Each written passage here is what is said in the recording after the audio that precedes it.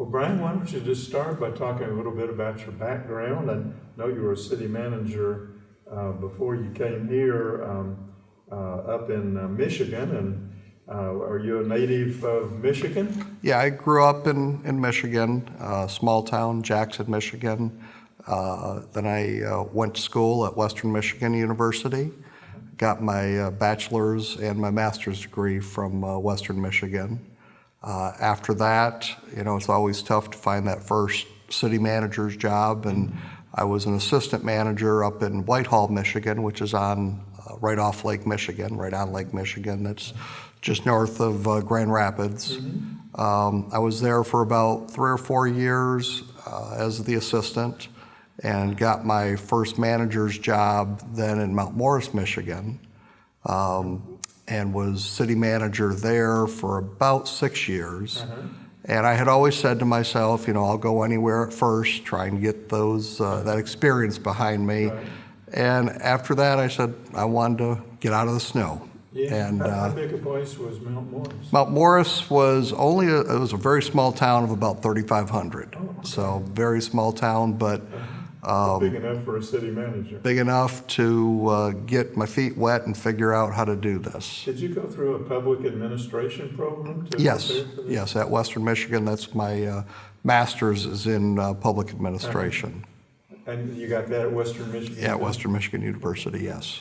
So you wanted to get away from the snow, which sounds like a very rational thing to do. Yes, very much so. How did you find out about Acworth, Georgia?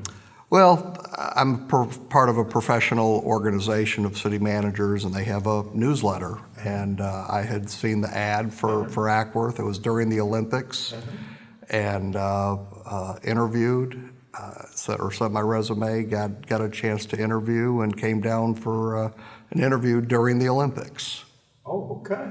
So 96 was your interview. 96 was August of 96. I actually came down, drove, they had told us all in Michigan, don't come to Atlanta during the Olympics. The traffic was horrible, and don't do it. But came down here Job to. offer, you got to do it. Yeah, it was great. It was great. You're pretty far north here for the Olympics. Yeah, it wasn't bad. I got to drive by and see the flames, so that was my part of the Olympics. Mm-hmm.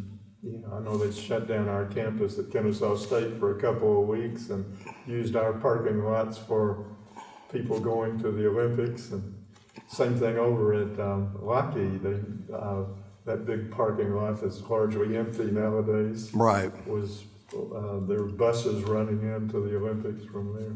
So well, you got here at an important time in Atlanta's history then. Yes. And was Mayor Gibson at that time? Yes, Bob Gibson was the mayor, and Acworth back then, I was in a town of about 3,500. When I got to Acworth, it was only about 6,000, 7,000. Wow. So it wasn't a huge jump in terms of the population. It wasn't going to, it was double what I was at, but back in 96, Acworth had a population of about 6,000 people. So it was an exciting time to come to Acworth. So Acworth is 3 or 4 times larger now. Yeah, we're about 24,000 now. Yeah, how about that? So, and well, we maybe can talk as we go along about what has promoted the growth of Acworth, which it didn't happen by accident. No, it's. First of all, we've had the history of Acworth is so rich, and we've got so many people that love our history, and that's always been an important part to try and keep that culture and that feel of the small town. And we've got so many people that have served on council with, or that I've served with. And they all have this great heart. I mean, even though there's been some disagreements here or there, everyone has a great heart, and everyone has always been in it to try and make our community better. And that's what's helped see our growth. Great. Well, so you come in, I guess Mayor Gibson had a year or two left in his term. And then Marcia Andruzzi follows him in 98, I guess. Right. And how was that when you change from one mayor to another and the new people are elected to the Board of Aldermen? What's the role of the city manager in maybe facilitating or training or whatever for the newcomers who come in? Well, with all of it, we serve to make the, whatever policy the mayor and council would like to see done. And so it's working with the mayor, working with the city council. Acworth is unique in that the mayor doesn't have a vote. So the mayor is really the facilitator, and the mayor only votes if there's a tie, but when you've got 5 people on the council, there's not a lot of ties. Right. So the mayor is kind of the head of our government that tries to get people to compromise, get people to work together, and my job is to assist the mayor in that, but also whatever policy the council would like to see done, work with staff to try and see that those goals are accomplished. How large was the staff when you came? Our staff, probably we were in, oh man, it's hard to say, probably only about 30 or 40 people back then.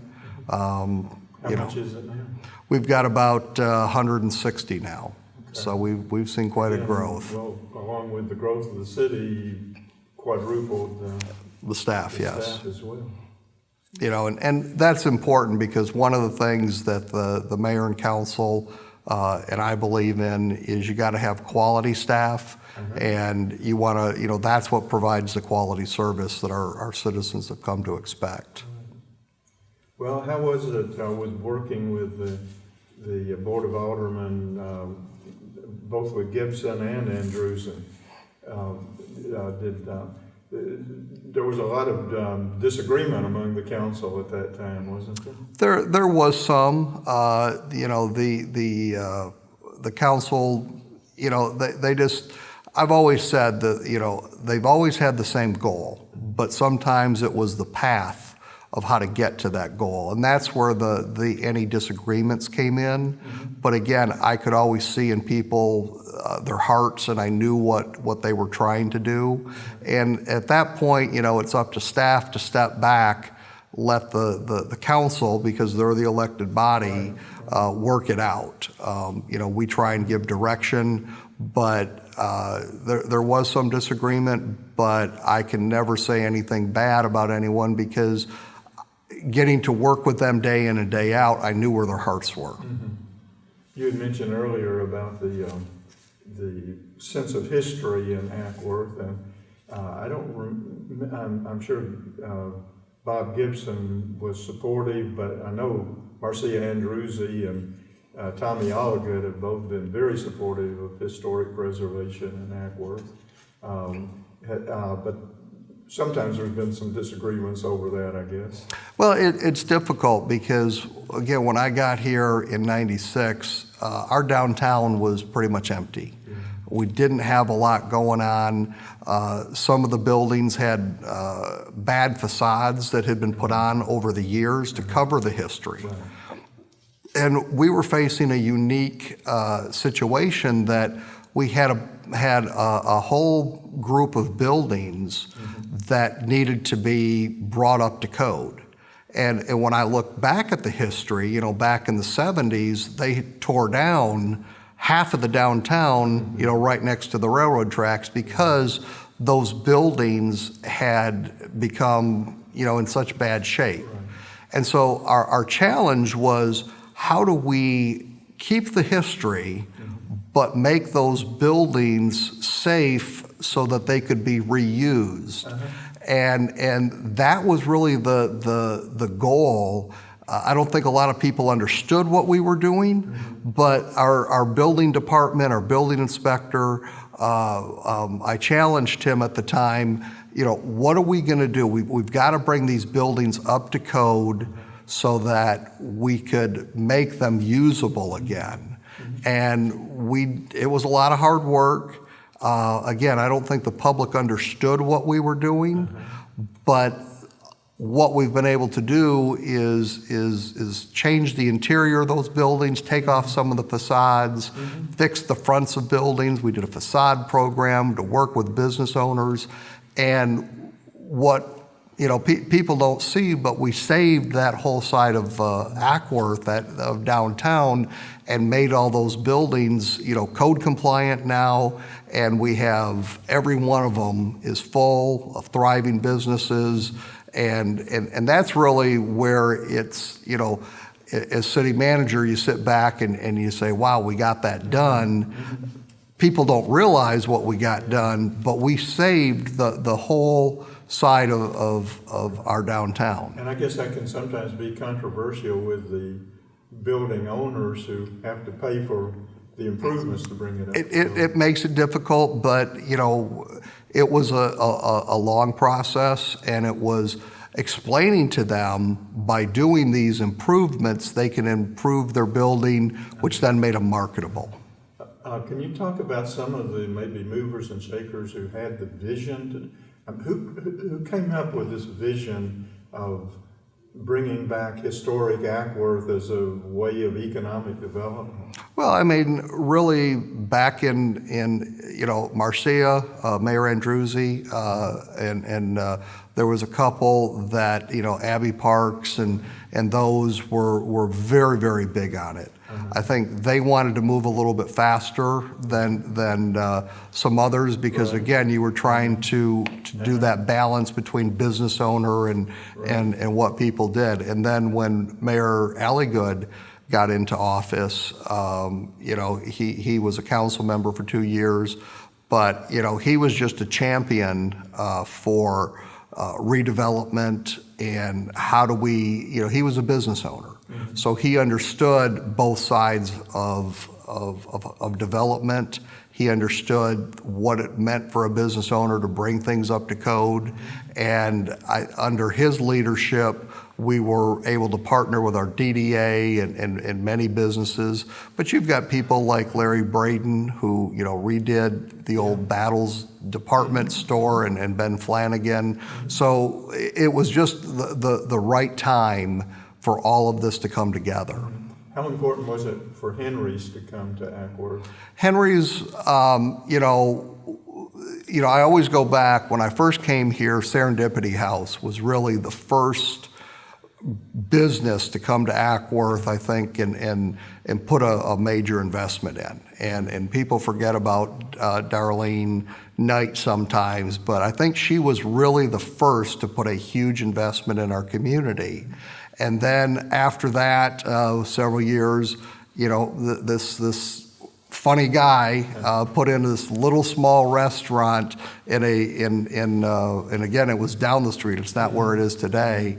And this character, as we call him, our lovable character, Henry, and it exploded. I mean, it was just fantastic, and his food was unbelievable. And I've never met a man that can market like Henry, just unbelievable. And, before we knew it, he moved down the street and into a bigger place. And he really helped us. Our goal has always been, how do we become a dining destination? And his thoughtfulness, his foresight into seeing what Acworth could become was very, very important to us. What's the history of the DDA, the Downtown Development Authority?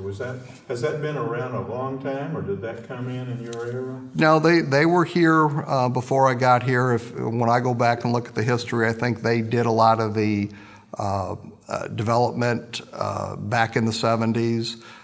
Again, things had kind of slowed down.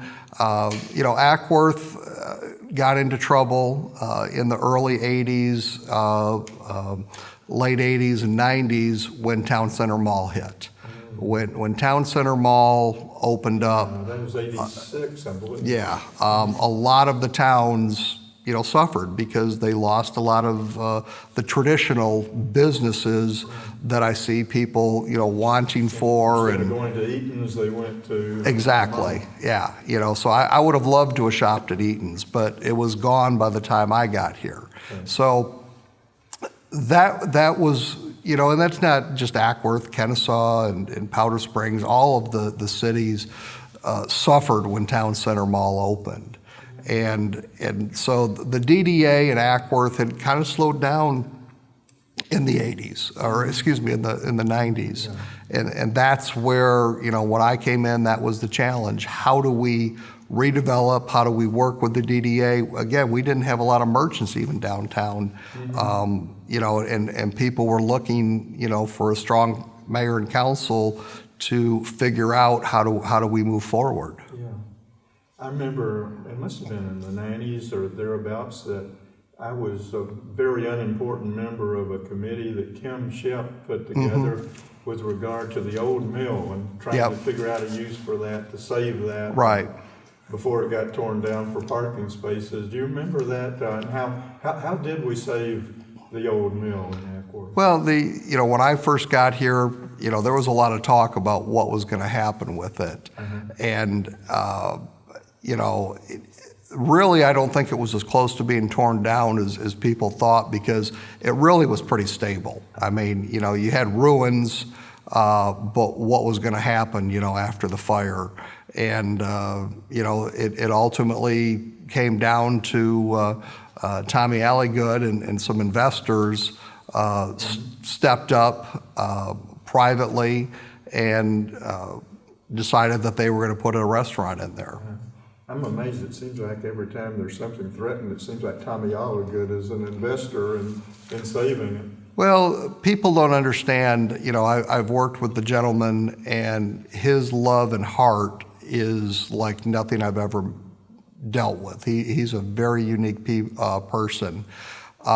He suffered a lot. The old mill was a great investment into our community, but I can tell you, he probably doesn't want me to say this, but personally, it did not work for them. They didn't make money off that.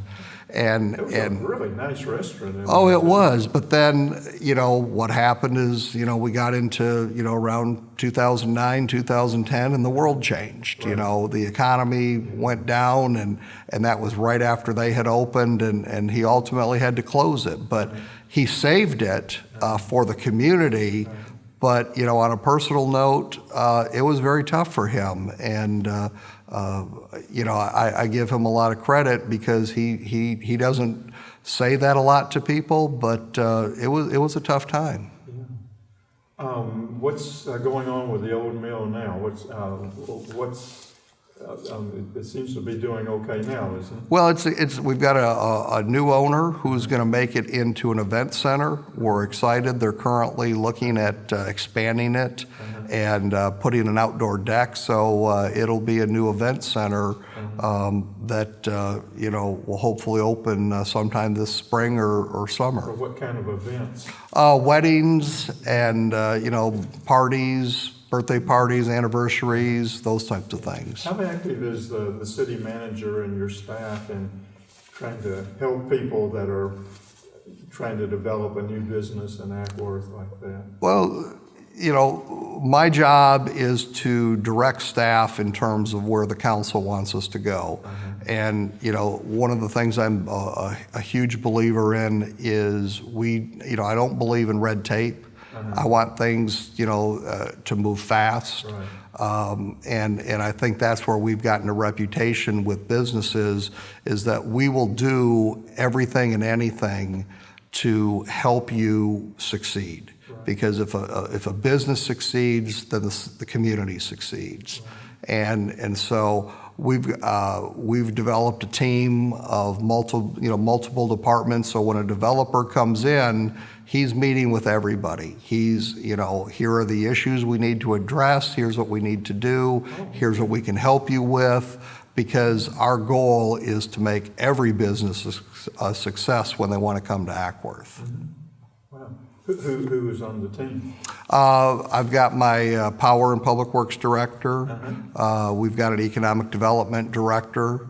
in our planning department, my assistants on it, and we even have our Parks Recreation Community Resource, because again, they're community resource, they know a lot of things, the director there, and our police chief even sits in on it, because when we're looking at, development and how it'll affect the community. So we meet every couple weeks and get an update. Again, obviously our community development director is running that, but we get together as a group to talk about it so we can anticipate issues well before they come up. Did you have a planning department and a development director when you got here? No. I mean, how did that come about? when I originally got here, I did the planning, I did the zoning, I went to all the planning commissions and did that, and probably did that for the first 8 or 9 years. And so So well into the administration of Tommy Acworth. Oh yeah. As you grew, but I had an assistant who would help me with those types of things. But yeah, the first, like I say, the first 5 to 10 years, I was doing everything. We didn't even have a parks department. I don't think people realize that we did not have a parks department when I got here. No parks department? But you had parks, obviously. We had parks. It was a part of Public Works, and all it was maintaining the parks. So it was mowing the parks and things like that. But I say we had a parks department. We didn't have a recreation department. Okay. So we had parks, but it was part of Public Works. Okay. So how did the recreation department come about? What was your role in that? Well, again, when we started doing budget, it was how do we grow the city? How do we make sure that we're giving the top level of service? And I don't remember when it was, what year it was, but at some point we realized, having it part of Public Works, it was more of just a maintenance to get it done, but it wasn't taking it to that next level. So at some point we broke it out of Public Works, hired a Parks and Rec director so that we could start doing, first of all, maintaining the parks at the level they needed to be maintained, but then also what services, and we started a summer camp, and it kind of grew from there. Well, Acworth seems to have more parkland than any 24,000 resident city that I've ever heard of before. And I guess part of it's Corps of Engineers, wetlands and those kinds of things. How does that work out? Does the Corps of Engineers own part of the parkland and the city lease it, or does the city own it, purchased it from the Corps of Engineers? It's all Corps of Engineer property. They own it, and we lease it from them.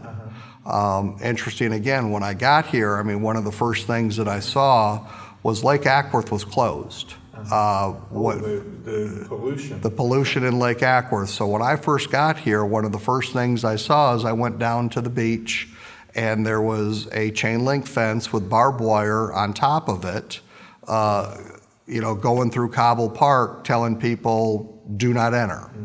And I was like, oh my gosh, what did I get myself into? And the question was, how do we get the beach opened?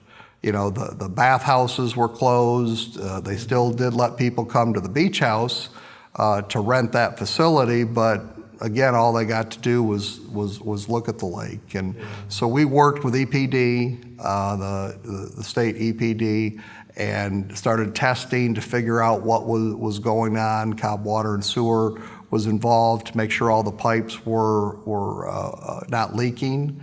There was a lot of controversy whether it was the pipes from the sewer or was it ducts, and there was all sorts of controvery about it.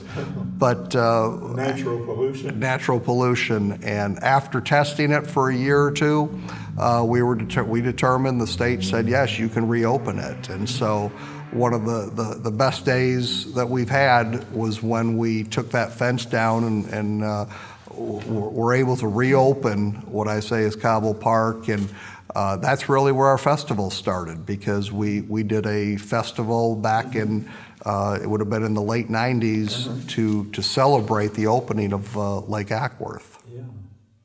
Okay, and then we've interviewed Steve Prather before, and know a little bit about the Lake Acworth Authority. How actively are you involved? Do you provide any support services for Lake Acworth Authority? Yes, again, our Parks Recreation Director sits on that board and does the administrative work for that board. Again, it was working with them back in the late 90s, trying to figure out what was wrong with the lake to get it reopened, and we used some brain power from Kennesaw State University to help us do the analysis. Some of our biologists. From some of your biologists, and they helped us figure out, how to move forward. I'm a true believer in use the people around you, and so working with the Lake Authority and Kennesaw State University is how we determined that we could open the lake. Right. Yeah. Well, how many acres of parkland do we have in Acworth now? I don't even know. I mean, again, when I got here, the lake was closed, and Cobble Park. Since then we've taken over Dallas Landing Park. We've taken over Proctor Landing from the Corps because the Corps was looking to close those, and they approached us and said, "Do you want to take them over?" So we now operate 4 beaches, which I think is probably more than any city in the state of Georgia. I would think. Wow. So you've got your hands full doing all that. It's a great community, and having the resources, having the recreational resources, makes us, just a wonderful place for people to live. And to visit as well. Oh, and to visit, yes. I know you are kind of in charge of developing the budget, I guess. Right. How much has the budget grown? We talked about population growing 4 times and staff growing 4 times.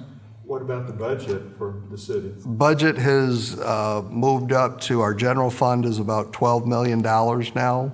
Our power fund's about $15 million. The total overall budget's, in the $40 million. What was it when you came? Oh man, when I came, it was probably in the 7-8 millions with everything. So,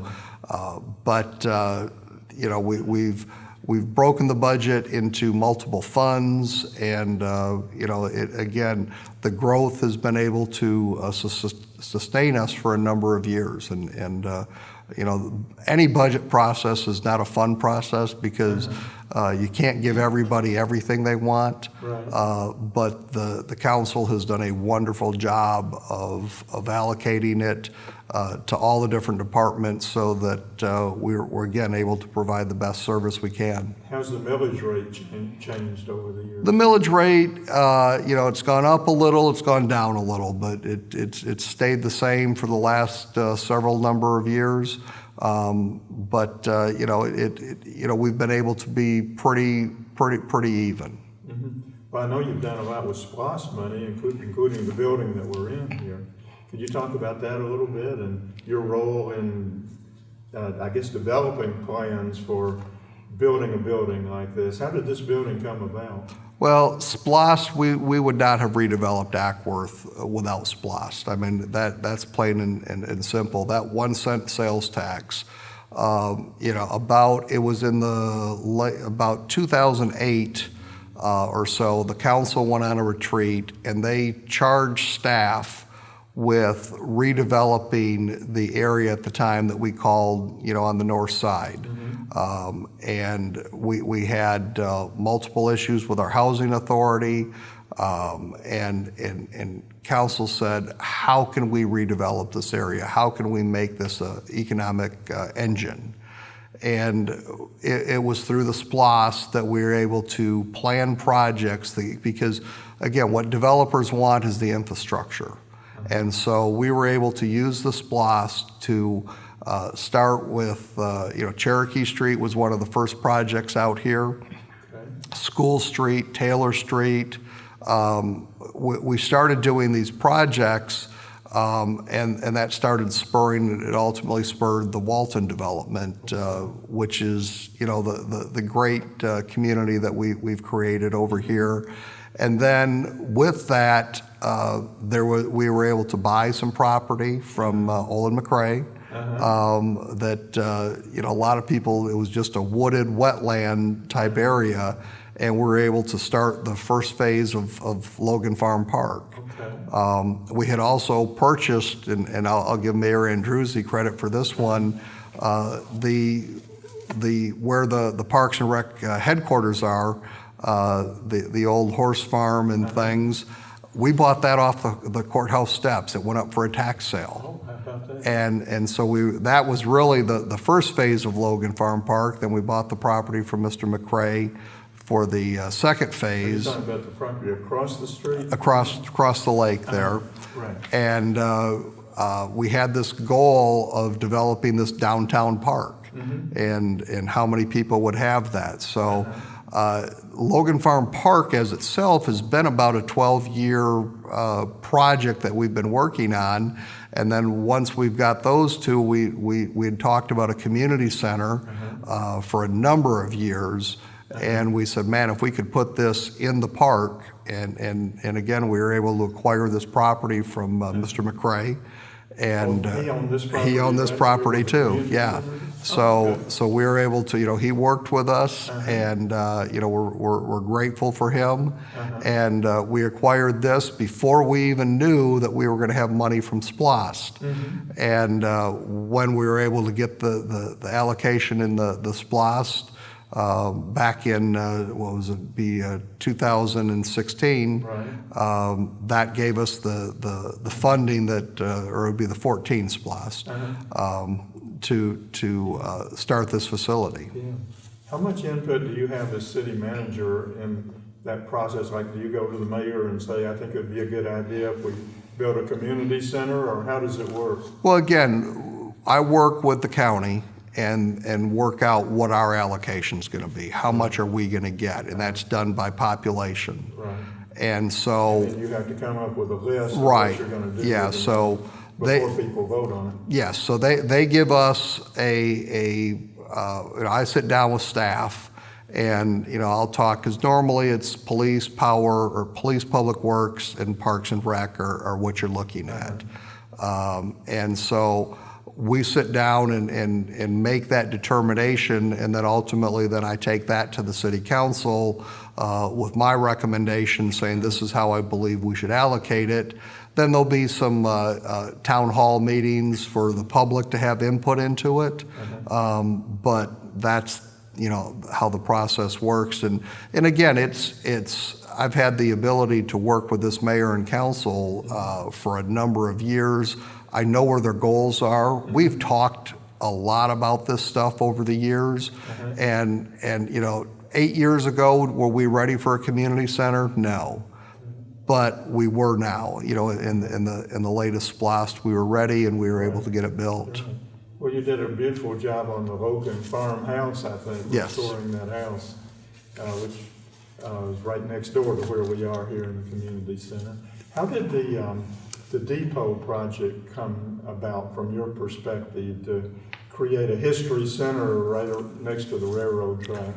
We had a group of, and again, I look at people and I look at where their hearts are. And we had a group of people who were just passionate about trying to save the old depot. Right. And again, we knew where their hearts were. We knew what they were trying to do. But what happened is when the reality set in that the old depot was actually the ironic part is it's too big, and it's too wide and it's too long, right. And there was no physical place on Main Street that you could put it. Even if you put it at the edge of the railroad tracks and put it out, it would go into Main Street. So people have to remember that where it was, back in the, 1900s and where we could put it today, it just didn't physically work. So when we were developing the plans for the downtown, I don't know how it happened.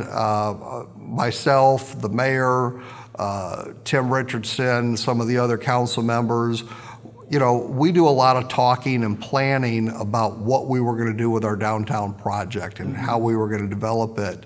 And I don't remember, I'm not going to give credit to anyone. It was a consensus decision that says, hey, what if we built, or could we build, a replica depot and put it in the park? We had a little parking lot right by the caboose, and said, could we fit something in there? And so the council challenged me to go back, look at our plans, look at what we were developing with the street project that we were working on, because this all started with a road project, and said, is there a way to do that? And so myself and several members of my staff at the time went back, we talked to the engineers, we came up with a conceptual plan and said, yes, there's enough room that we could do something there. And at that point, it became a viable economic project that we could get accomplished. And from there, people like Tim Richardson and Mayor Alligood went and talked to the Save Acworth history folks and said, hey, what about this as an alternative? And that's what was so great is, again, people were like, wow, this is really what we're trying to do. It would have been nice to save the old depot, but I think people realized that, just from an economic and just could it be done project wasn't going to work, but we were able to recreate it and make it into the wonderful center that it is today. Of course, the Save Acworth History Foundation is sponsoring these interviews. Yes, and that's been what's so great about this is by working collaboratively together, they were able to change a little bit of their focus to now just instead of saving a building, they're looking at saving history. Right. How did the overpass bridge come about? That was another one. It was a road project. It was same thing with the depot. And it was just a collaborative meeting that we're having one day, and we're talking, and we're trying to find solutions because, again, we were trying to figure out how do we get people from the traditional Main Street over to what we now call Parkside. And there was just discussion that when the train stops and we have the double tracks, that people are trapped on one side or the other, and you can't get over. And man, for the last 15 years, the Downtown Development Authority has looked at tunnels. Could we do a tunnel under the bridge?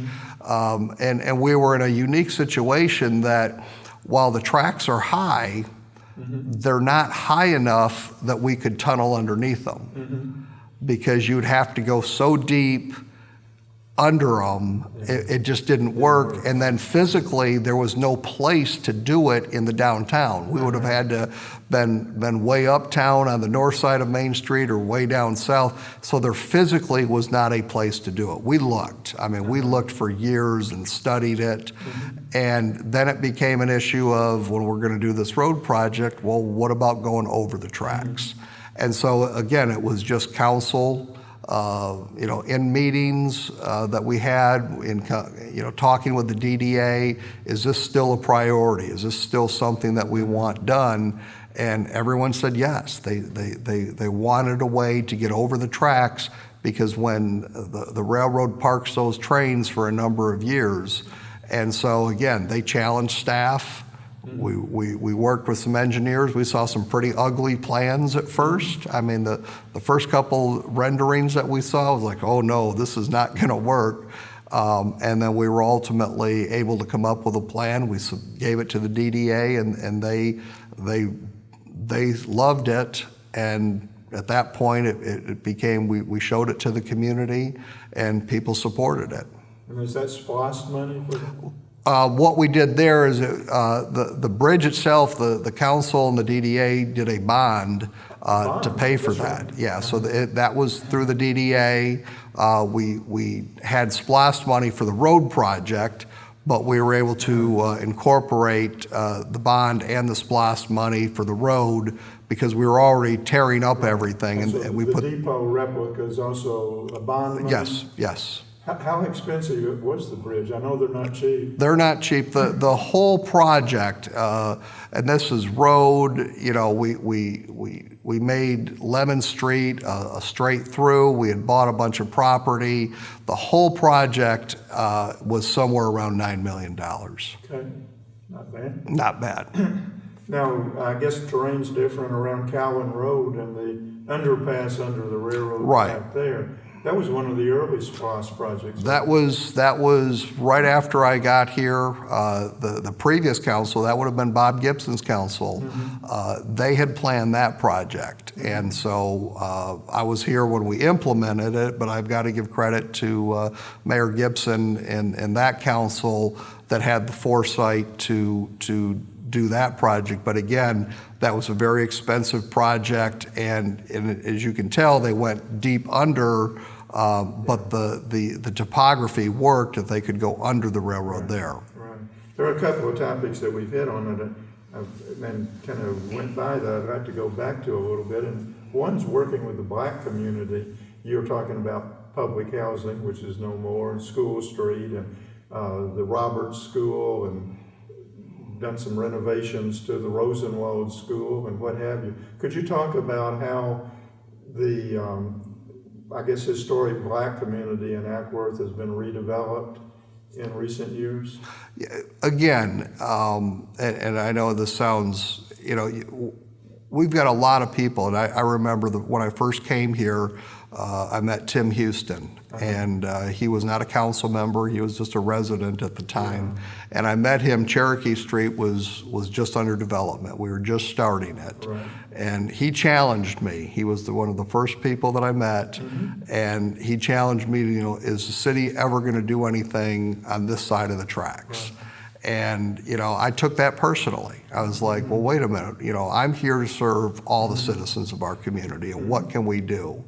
And one of the first projects that we worked on, the old Roberts School at the time, the city had been using it for its public works and power offices, and it had just moved out of that. And so we had that shell of a building that had been used as a public works facility. And the question is, what could we do? And the council talked, should we tear it down? Or should we, you know, do something else with it? And there was a lot of talk. And, you know, so that was really the first project that we worked on over here to renovate that into a small community center where people could, you know, use it. We don't charge a lot of money for it. A lot of the building we let people use for free for meetings and things like that. So that was really our first, you know, other than getting Cherokee Street done, because again, people, it had been called Rena Hinton and all sorts of controversy about getting Cherokee Street redone. Then, you know, working with Tim and working with the African American community, there were some issues with the police department. And I remember having meetings at Zion Hill, and we actually went and met and with our police and the, you know, the African American community to make sure that we mended fences. And, you know, we wanted everyone to see, you know, this is not an officer and this is not a African American young man. We're people. We're people. And if you get to know each other, we're just people. It doesn't matter what our color is or our race or anything. It's just we're people. And I think that started the process. But then, you know, we heard a lot about the housing authority, and it wasn't being run well. And the director at the time, we had some concerns with in terms of it wasn't a place, and we've always looked at how do we lift people up And it really had become an area where people were somewhat trapped. And we went and met with the Marietta Housing Authority and said, hey, we need a better way to run this.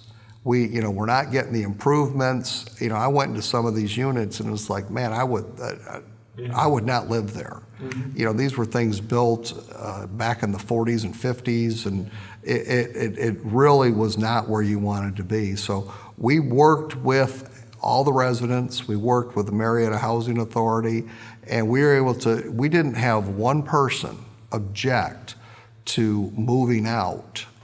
Because we were able to put them in they wanted to move out. They were looking for a way, and it was a collaborative process.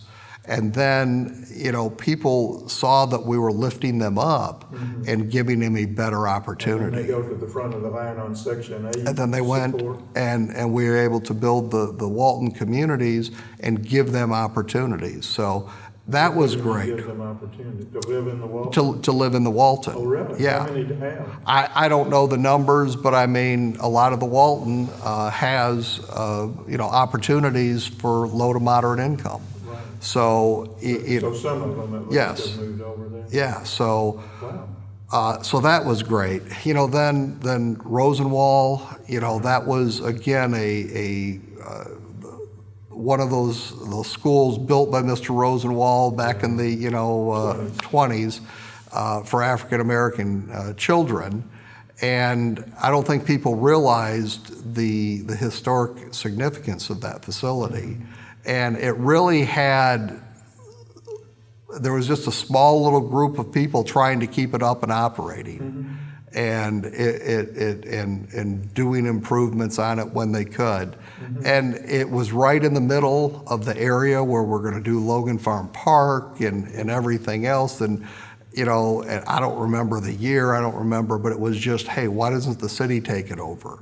And so again, we worked with the people that we're working with and say, hey, if we make it a city facility, we can open it up for the community, we can do the improvements, and we can have the historical record of this facility. How did the grant from Lowe's Home Improvement come about? Again, that was just working with the people that were operating it at the time, trying to find ways to and I think I don't even remember what the Lowe's grant did for them. About 50,000, if I remember. Right, and so they were struggling to just keep doing small improvements year after year. So and it was really closed a lot of the time. It would just be used for small events. Now we've been able to open it up to the whole community, and it's booked again. It's just another facility that's right in the heart of our new park. Yeah. What about the building across the street that I guess is the Art Center now? That was another one when we were developing the Logan Farm Park. There was this house, and the gentleman had passed away, and we were trying to figure out how big of our park we would be, and the house was in relatively bad shape. And the question was, should we buy it and tear it down?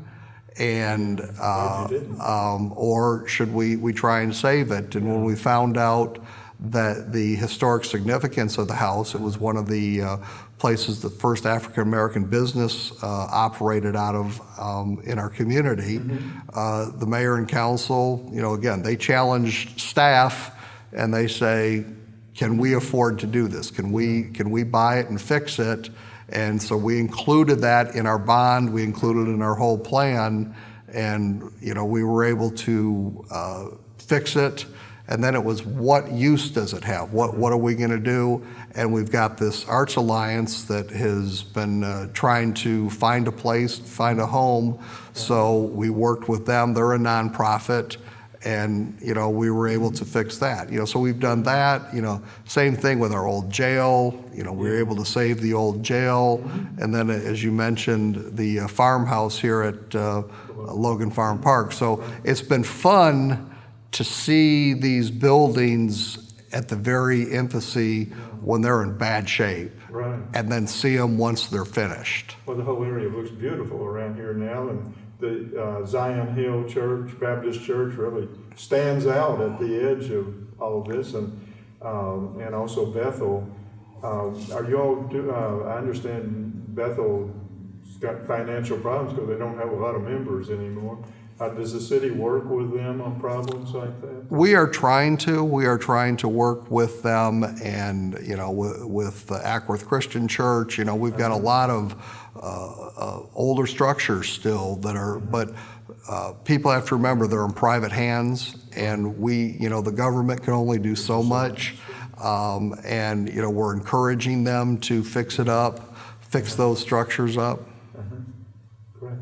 The other thing that we passed over and I wanted to come back to is with recreation, that you coached youth football for 20 years or so in the Acworth Football and Cheerleading Association, and also coached several seasons in the Horizon Baseball League. I just think that Horizon Field's one of the neatest things in Acworth. Could you talk about your coaching activities?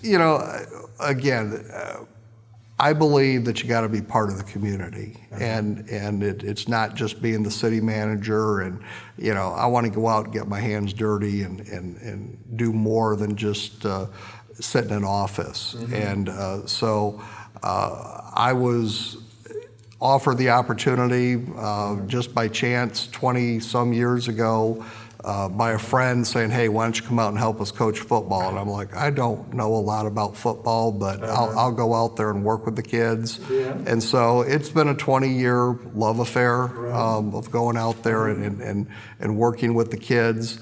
But I think the bigger thing is when the city got into the special needs, now about 15 years ago, that thing has really tugged at my heart. And when we were able to develop Horizon Field, I've been coaching out there ever since. And if, no matter how bad your day is, no matter what's going on in your life, when you deal with those children, when you deal with those adults with special needs and see the joy and see just the pure joy that they have, it just makes it so much fun to go out and work with them and coach them.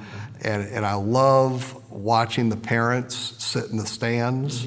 We tell the parents, you sit and enjoy your kids. We're going to give you a chance to watch them, and I've pitched to kids, 30, 40 times waiting for them to hit that ball. But when they can hit that ball and run to first base and watch the kids just be excited, watch the parents be excited, that's what it's about. I mean, God put us here for a very specific person, and that's to serve others. And, just working with those kids is unbelievable. Wow. Do they actually have different teams that compete against each other? Yes, we have different teams. I've coached the A's. Right now, I've been on the A's, the Angels. Right now, I'm coaching the Diamondbacks. So it's just fun. Well, it seems like just about everybody in Acworth government's involved with the North Star Church these days. Can you talk about? And I know they used to have the State of the City addresses over there. What about the religious community in general? Obviously there's separation of church and state, but what's the city's role in supporting churches in the community? Well, again, we always have to be careful about the separation, but Acworth would not be Acworth without our faith-based community. From churches, Zion Hill, the Methodist Church, who've been here the longest, the Acworth First Baptist. I mean, those are the pillars in our community that really started things. And then you've got the newer churches like Freedom Church and North Star Church, that have just exploded in terms of encouraging people to be part of their community. And they bring us volunteers. I mean, first of all, they pray for us every day. That's the most important. But they are here when we need them. Again, government can't do everything.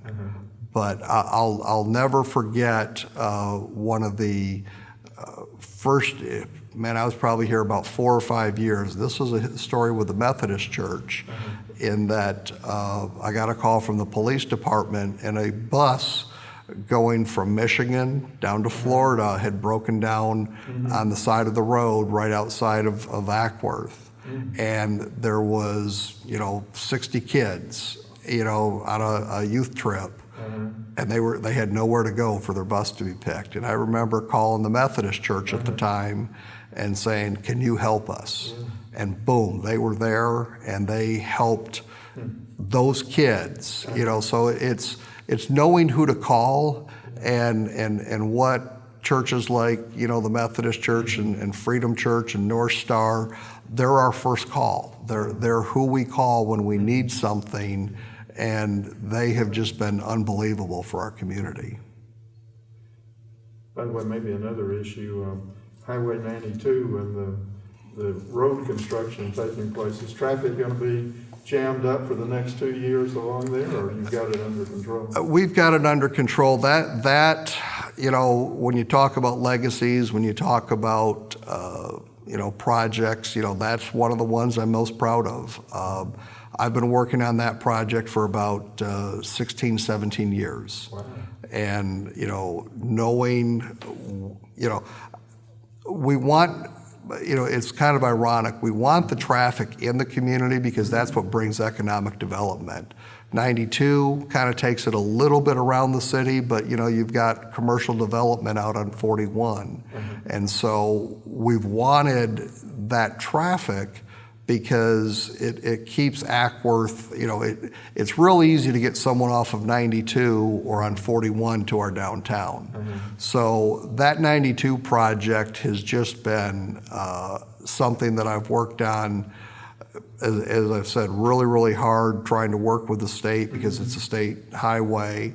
And when it becomes 4-laned and we get it over the bridge, and it's going to give us the opportunity to have additional walking paths and park area.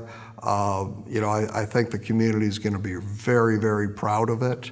They're going to love it, but it's difficult when you go through construction. I'm not going to say it's not, but we've got a great contractor doing the project, and I think long term that's going to have a huge economic advantage for the community. Well, you received a Lifetime Achievement Award from the Northwest Cobb Chamber of Commerce a few years ago. How did that come about? Don't know. I mean, don't know how they did that. They said lifetime achievement, and I'm still here. So, that was a very pleasant surprise. My dad even flew down from Michigan when I got that, and our chamber, our business association, again, they're just the best, and people. Again, people love the community, and we're a faith-based community that I think God has smiled on. And, because, again, what is in people's heart, there's a lot of people that it's, as the mayor says, he's got a sign above his door that says, "It's not about me," and it's what can we do for others. And that's kind of been my mantra as city manager is, it's not about me, it's, how do we make the community better? Well, you've been here 23 years. Do you ever have any desire to go to a bigger city, or was this the place for you?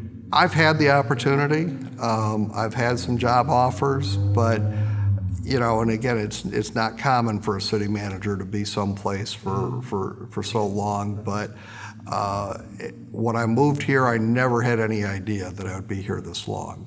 But this community, once you get involved, it offers everything. I mean, there's nothing more, and I don't look at it as a job. I look at it as a love. And, you got to enjoy what you're doing. And there's no other city that could offer me what this city does. I mean, it's been fun watching the community develop from 6,000 to 24,000, watching a downtown that was completely empty to be thriving, you know, to see this the park side redevelop, to see empty buildings filled, see new buildings being constructed where people never thought they would have been constructed. I mean, what more is there? And then again, you've got just the love of a community. You've got the rich history. There's no other place. Acworth is just a beautiful, wonderful place. Fantastic. Well, we've been going about an hour, I guess. Okay. There's plenty of other questions I could ask, but I think you pretty much covered the waterfront. Okay. If there's anything you'd like to add? No, I think you do a really good job at this. Well, thank you very much. Thank you.